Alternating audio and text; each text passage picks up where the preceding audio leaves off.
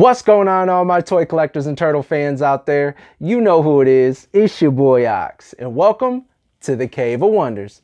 Now this week, it's been all about the turtles. So if you guys been following my channel, you'll know that we've been taking a look at the Teenage Mutant Ninja Turtles Universal Monsters Collection by Neca Toys.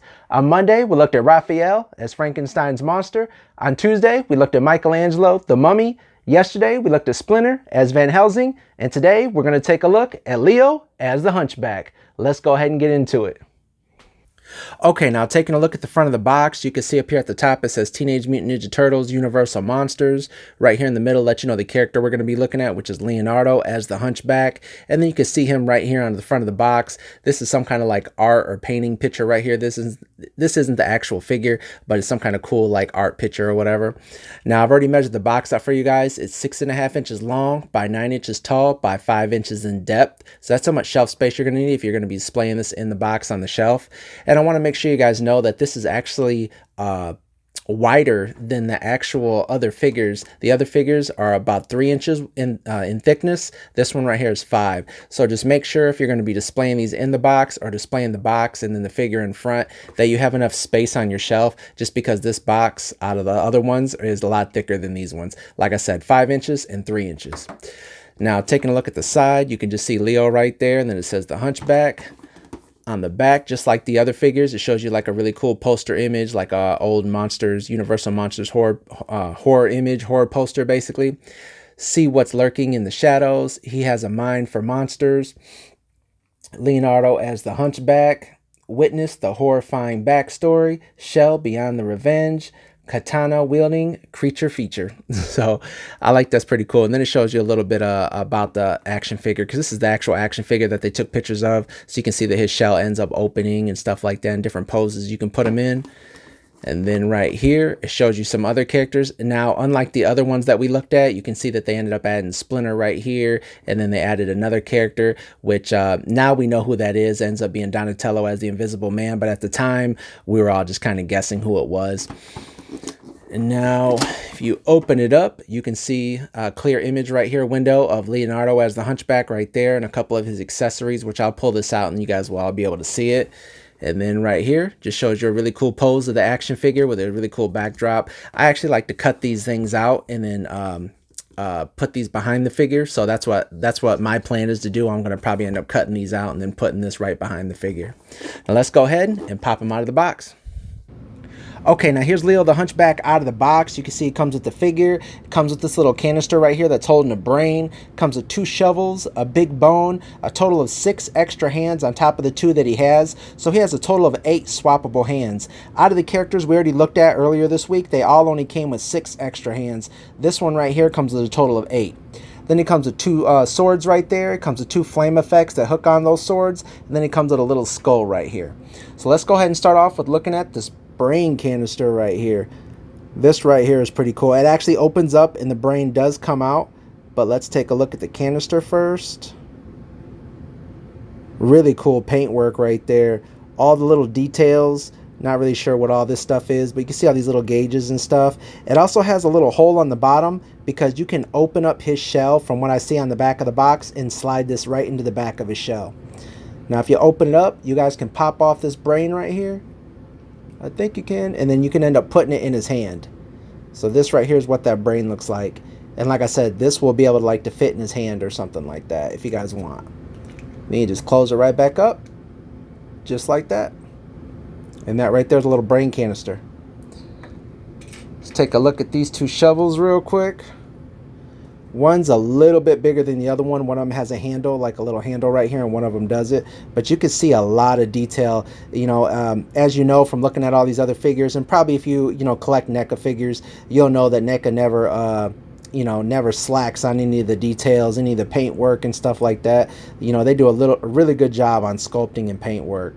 So you can see like wraps right around here. You can the shovels end up looking like they've been used for a long time. So and this right here is that bone. It might come apart. I could see like a break in it. Who knows? Let's see if it... I don't want to break it, but no, it doesn't look like it comes apart. Oh, I just dropped it. But yeah, it doesn't look like it comes apart. I thought it did right there because it kind of looked like it ends up breaking apart, but I'm pulling it right now and I don't see it coming apart. But yeah, that's what that looks like. Now he comes with 2 gripping hands right here. Out of the box, he has these 2 like open hands that are just wide open, not to hold anything. These right here is his 2 gripping hands. I really like that green they chose. Kind of reminds me of the Raphael as Frankenstein's monster that we looked at on Monday. And you can see he has some kind of stitching work or staples right there in his hands. Same kind of discolored fingernails. This right here is his 2 closed fists. More stitch work right there. These might actually be in the same hands as the Frankenstein's monster. But yep, that's what those look like. This right here is 2 pointing hands. Maybe to have him like pointing at something. Look pretty good. Let's take a look at his swords. It's 2 of the exact same swords. But let's take a look at them real quick. They have some kind of spiking right on the, I think this is called a keel, or maybe this is a keel, but right on the bottom of it right here has some kind of little ball with spikes on it. Some wrapping right around the handle right there. Little bolts right here. You can see that different rust looking color paint that they chose. And yeah, this right here is his katana. And like I said, he has 2 of those. Then he has 2 flame effects that actually hook onto those swords right here. I'll show you what that looks like real quick. You can just slide these on. There's a little opening right here. Yep, you can slide those on. I'm not a big fan of the flame effects, but obviously he's the Hunchback, so like him and Frankenstein, basically they're always something to do with fire, like holding some kind of big old tiki torch thing or something like that when people are chasing them around. But yeah, both these little flame effects end up sliding right on these 2 swords. Then it comes with this little skull right here. The mouth doesn't articulate or come open, but it is painted really well. A lot of sculpt work you see right here in the teeth. Has a hole right there in the bottom, so I'm sure you can hook it into something, probably hook it into a shell. But yeah, right there's that. All right, now let's take a look at the boss real quick.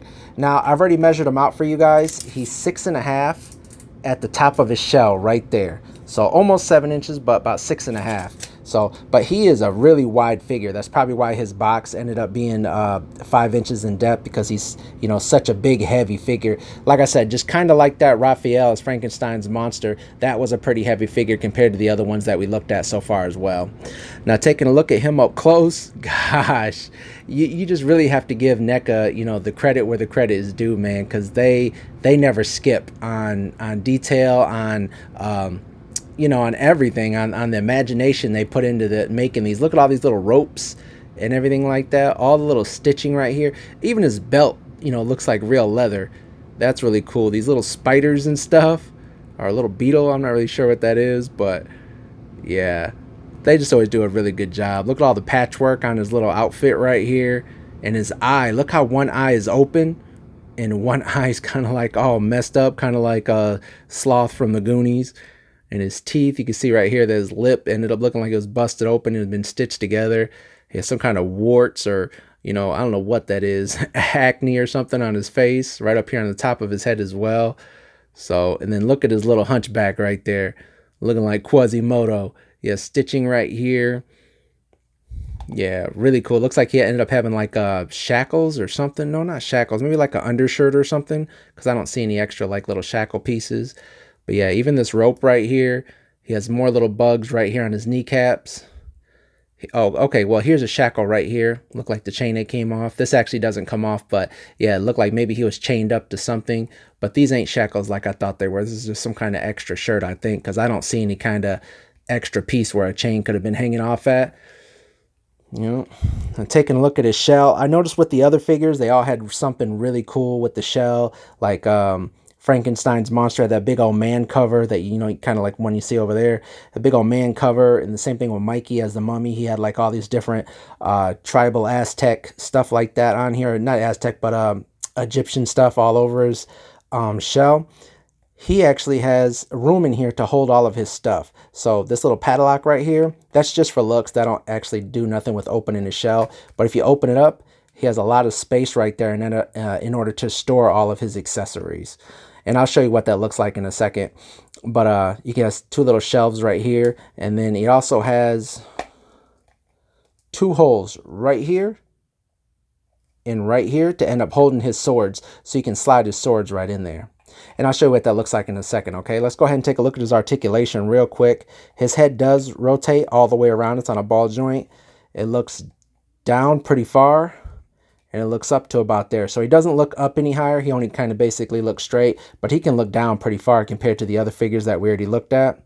His arms do come up. They do rotate around. They don't come up too high, but they can rotate in case you want to lift his arm up in the air. He doesn't have any kind of bicep swivel, but he does have double jointed elbows. But like all the other figures, I told you guys, these little elbow pads and knee pads are going to hinder that articulation.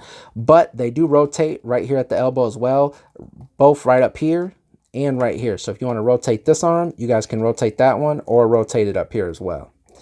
Now, these little things, I'm not really sure what they are. I thought they were just part of the shirt or whatever, but they do rotate around, was it by themselves?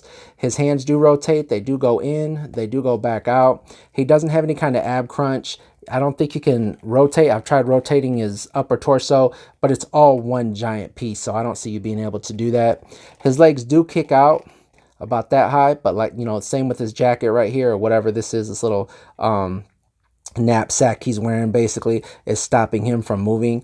His knees bend just a little bit. I can't get them to bend too far just because, you know, of this right here. And then it does rotate right here, so if you want to twist it around right here at the knee, you can. His foot does go down, does go up, it does rock back and forth, and that's pretty much it for the articulation. Mostly this is going to be a figure that you're just going to buy and probably want to pose because he does look really cool. Now I do notice that when I was standing him up, his legs just slide out, so my legs are a little bit loose. I didn't heat this up in water or anything. His legs just ended up being kind of loose out of the box. Not real loose, but I also did notice that his feet on the bottom, I want to make sure you guys are able to see that, his feet on the bottom are kind of bumpy, so it makes him hard to stand up. I'm not for sure what's up. They did put holes in the bottom, but as you can see, it's like really bumpy, which makes it hard for him to stand flat. Plus he's, you know, he's top heavy because of his shell or whatever, but you know, if you just got to kind of lean him forward a little bit. But I'm going to end up having to use a stand for this guy because he knocks over too easy. Just me touching my table, you know, he ends up kind of falling over. But he does look really cool. Let's go ahead and let me show you guys what he looks like with all those accessories in the back of his shell, okay? Okay, now here he is with all the accessories in the back of his shell. You can see this little spot right here. There's like a little peg. You can just slide that skull into that peg. There's also a little peg right here on the bottom that you end up sliding this little brain canister right into the bottom of that. It ends up holding him. Like I said, he is top heavy, so the back of him is probably going to tip over. And then you can just slide his little shovels and everything like that right in here. And there's no place, like, they don't like, you know, stick in anything. You just kind of slide them in there, and, you know, when you close it up, it'll hopefully be able to stay just like that. So it'll end up holding everything. Now, if you open it up, they might end up falling out, but I don't see any place to end up actually, you know, sticking this bone and these shovels in there. But let's go ahead and take a look at, let's knock all these out real quick. And I'm going to show you how he looks with these little sides with his swords inside here. So they just slide right in there just like this. And they can slide right out, maybe. The other end, there's a little hole right there. Let's see if I can get these. I might have to open it up. Yeah, just like that. Yep, they kind of slide out there. We'll put the other one in here. And it slides right out this other hole right there. Oh, sorry. He's a little bit of a heavy figure, but there he goes. Yep. Just like that. So there'll be 2 holes at the top where you insert the swords, and then they kind of slide out right at the bottom right here. Now on the back of the box, it actually shows the shovels right back in here, kind of being held in place by those swords. Kind of like this. Sticking in there. But I don't want to end up bending up my swords. Let me see, where's that bone at? There it is. Yeah, kind of like that. So it can end up holding everything, and if you put the swords in there, it'll stop everything from tipping out. And yeah, just like that. Then it just closes up, make a little clicking noise, and right there's how it looks. So that's how he looks from the front with his swords in the back of his shell, and this right here is how those swords look, sticking out right out the back.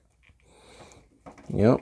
Let's go ahead and swap out his hands real quick, and I'll show you with his weapons in his hands, okay? Okay, now here he is. I swapped out one of his hands for one of his pointing hands, and I left the other hand in there. That hand ends up being able to hold this little canister right there. I'll show you how that looks real quick. He can just hold it in his hand. Kind of just shows him pointing at it right there.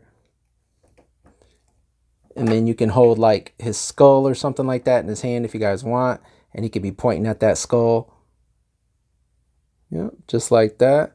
Let's swap him out and I'll show you what he looks like with his swords, okay? Alright guys, now here he is with his swords in his hands. I just end up swapping out those hands for gripping hands, and I'll put those swords in there. Now if you guys remember what I told you guys earlier, these two flame effects right here can end up hooking on the back of his swords, or the top of them, excuse me. Just slide those right on there just like that. There's a little hole right there, you guys can see it. Get in there, just like that, yep. So if you guys want to show him like with his swords that have flame effects on them, you guys can go ahead and do that. And right there's how they end up looking. I'm not a big fan of the flames, but you know, it's cool that they end up giving you extra accessories for extra options. All right, guys. Let me show you guys what he looks like next to the other characters that we already looked at so far. This right here is Raphael as Frankenstein's monster. And this right here is Michelangelo as the mummy. So as far as the 4 turtles go, these are the 3 that we looked at so far. We just got to look at Donatello, and I'll probably look at him in not tomorrow, but maybe the next day. Tomorrow we're going to go ahead and take a look at the Bride of Frankenstein. April O'Neil is the Bride of Frankenstein. So I hope you guys liked this video. Make sure you guys like and subscribe. Make sure you guys leave me a comment if these are figures that you guys been collecting or figures that you didn't even know existed. And until then, stay cool, guys.